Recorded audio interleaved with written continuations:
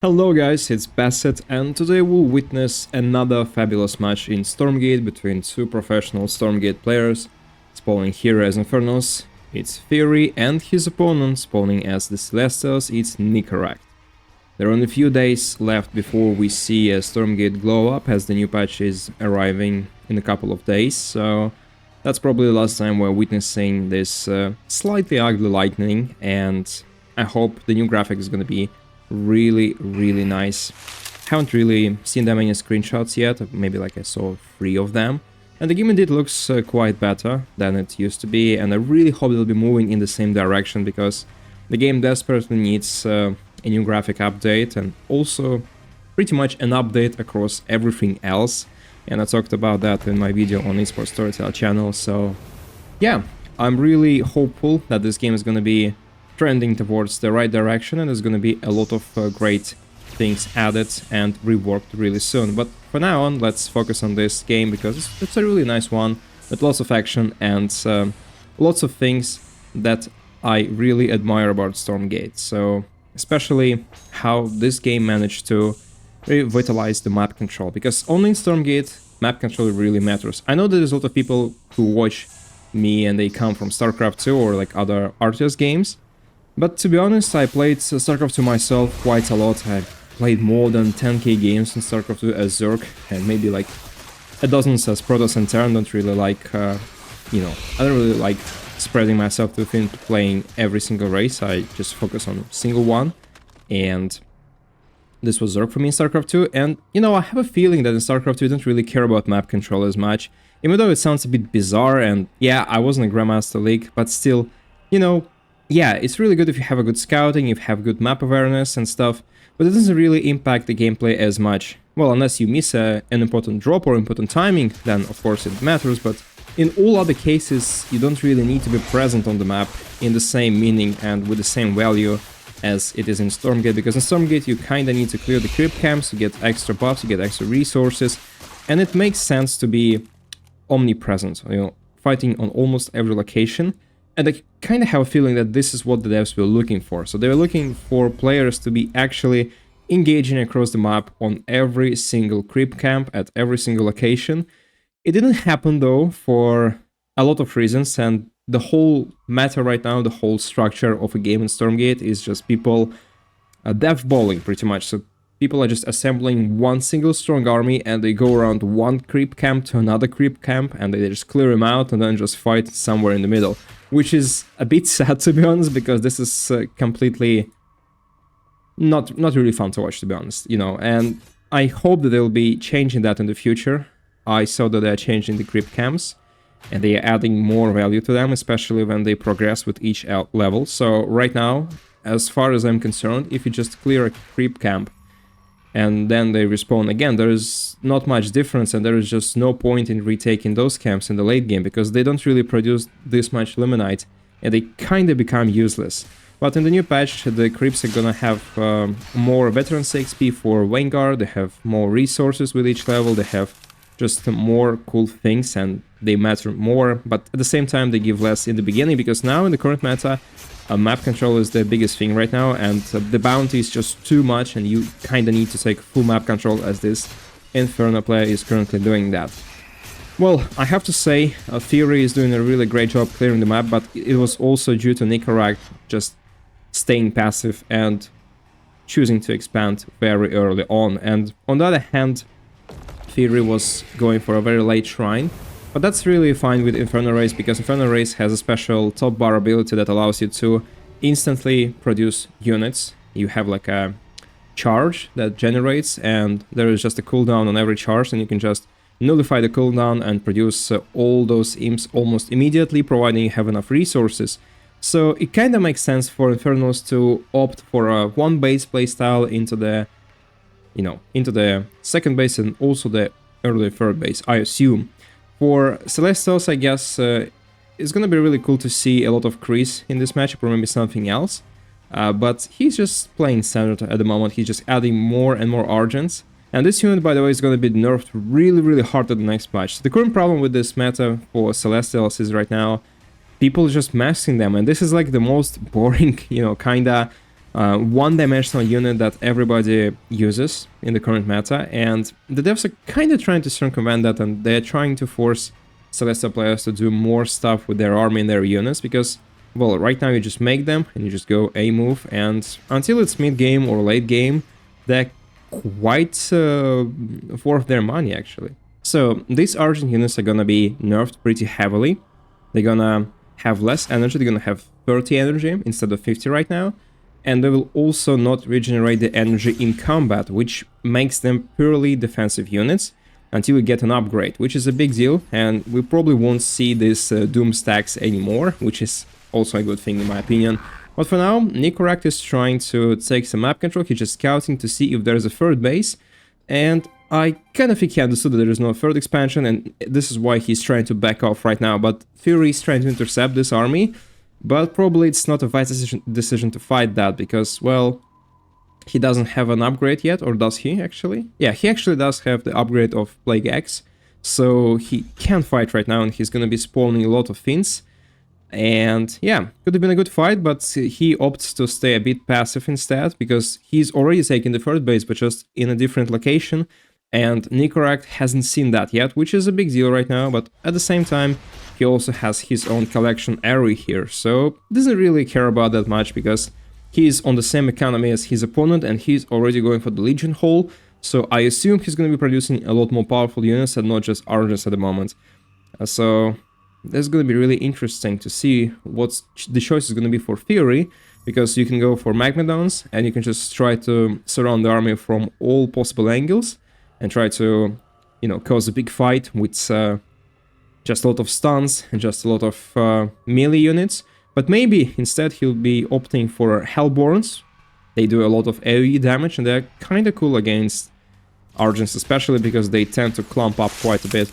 So a small group of Fiends finds a nice treat for themselves, just swarming those units and catching them off guard, and we're probably gonna be seeing a big fight here. So Fury is splitting his army into two packs, and now he's just trying to bait his opponent and maybe try to engage, and maybe try to surround him with this army, but it kind of feels like Nicoract has a lot more right now, and it's true, actually has like 20 more supplies, so this fight is not going to be going well for the Infernal player, but he's still trying to catch every single unit here, but probably just losing more in the whole process, which is not a great exchange for the Infernal player.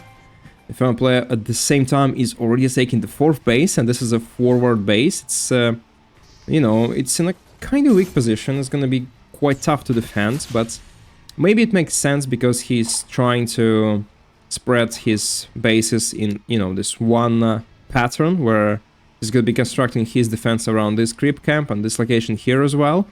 Makes sense to me, but, you know, this location is still vulnerable and can be attacked with a different pack of forces, so you need to be extremely careful about that. Okay, Nicoract is fielding first Animancers. There's a nice storm going here. I think it's called something different than Stormgate, but I'm just going to be calling that Storm because it reminds me quite a lot of the Storm from the Protoss faction in StarCraft 2 from the High Templars.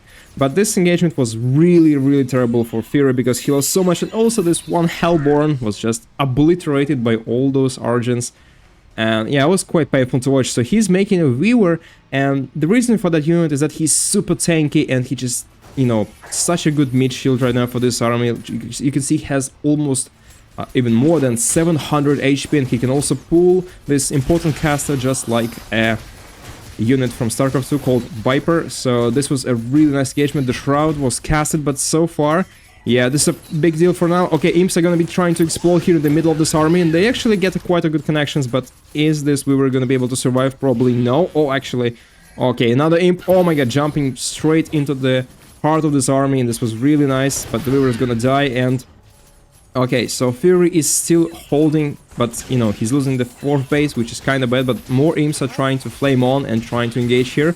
Probably gonna get a couple of Argents as well, so nice splits from Nicoract though on the other side, so that was actually quite an even fight, but, you know, considering the army size in the beginning of this engagement, it felt like actually Nicoract was really close to finishing this game and should have been victorious already, but it's not the case because of those uh, Flame On ability with the imps, and they can easily obliterate the whole army if you're not splitting well, and there were not that many splits from Nicoract in the beginning, so he was not really reacting properly. And the problem is right now, even though it seems like, okay, Nicoract was very close to winning, he also took down the 4th base and seemed fine, and also the Infernal player had to spend, and actually had to waste, some of his imps, and that was really nice, but at the same time, you know, what strikes me here is that Nicoract is still on, first of all, he's still on 3 bases, even though he has a couple of prisms, they get the extra mining, get the extra Illuminite going for him, but still, there is no 4th base, and there is no technology, to be honest, you know. He has those Animancers, and they're quite good, they are quite decent against pretty much anything in this game so far. This is like a super, you know, all-purpose unit, and Nicoract is also clearing the camp with his faction's ability, which is a strong thing to do. He's not even engaging with this stack of creeps, which is nice. Just getting the free money, but the problem is, again, still, you have to do something else against a high-tech Infernal army, and I'm not really sure that you can stay on this kind of army composition for that long in this game, especially when we talk about 4 bases and we talk about 4 bases Infernals. So I kind of feel like he needs to do something else. He needs to stop producing Argents, they're not that great, and he needs to think about maybe going into tier 3, maybe going into Archangels. They're really, really good, but he's still staying in the same army, but at the same time there's already a Flying Dragon from Theory, which is a big deal right now. He does so much damage. He does 90 damage actually with every single hit, and also has an AoE damage as far as I remember, and also this ability to infest every single unit, and that's why this fight is going so badly for Nicoract right now. He's trying to hold on, but no chance. No chance in hell, and this is really sad for Angels, and yeah, he's just losing the whole pack of his units here, which is pretty bad, you know. He didn't manage to take down the base, and now there is also quite a lot of creep camps to be cleared, and the dragon, like the power of dragon, and that's why a lot of Infernal players really like rushing this unit, because he can infest a big chunk of creeps, a big chunk of units, and you'll get this army for free. You'll get so many fiends for free, and they are extremely annoying. You need to cast this, you know, storm on them, and this is just a pain, really. So it's gonna be a problem for Nicoract. He's trying to go back. He knows the army composition of his opponent right now, so that's at least something. So he's gonna be able to react properly, right? But still, you kinda need a different technology path at this moment already. He has the Arc Fortress, so he can easily take another technology path right now if he wants to, but I kind of feel like he feels that he is already far behind, and he's just trying to finish this game with a powerful all-in attack or something like that. And it can still work, to be honest, you know. Sometimes when you tech too much, when you have a too expensive army, you can still get lost with all of these units, with all of these casters, and you can still lose to just sheer numbers of more primitive but also powerful units. But I kind of feel like that Fury has already a nice advantage in this game. He's just created an impenetrable defense, and he already has a nice bank, which he just spent, by the way, in a couple of seconds. But yeah, I feel like he has an army that's pretty powerful, and he also has a very nice situation in this game, which is quite hard to break.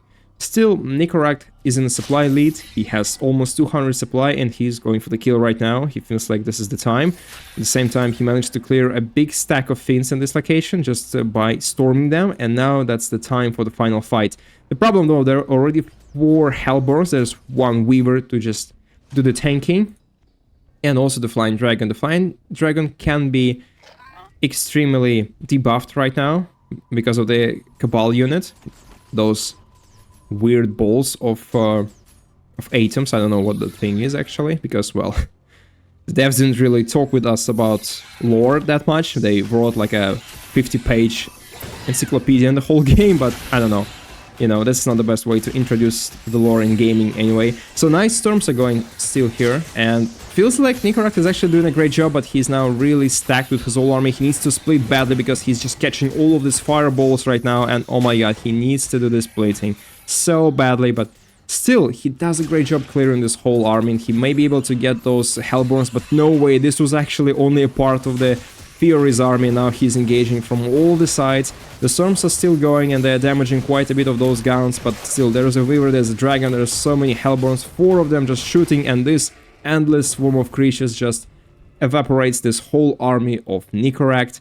And yeah, he still has some Argents going across the map, maybe like trying to do some damage here, but and they actually got the base, by the way. There was like a small stack of units that got that, but I mean it was not really worth it because, well, his whole army got destroyed. So yeah, he's in an economic lead right now, but well, does it really matter? I don't think so. And this is gonna be the last engagement for this game, I feel like, because, well, Nicoract has actually another army, but he just decides to give up because I probably feel like he realized how far behind he actually is, and this undead, this demonic army is just unbeatable at this point because there's just no enough technology, no enough tier 3 units to counter that, and that's how this game ends. Thank you for watching, I hope you enjoyed this little cast. Subscribe for more Stormgate content here, have a nice day, and see you next time.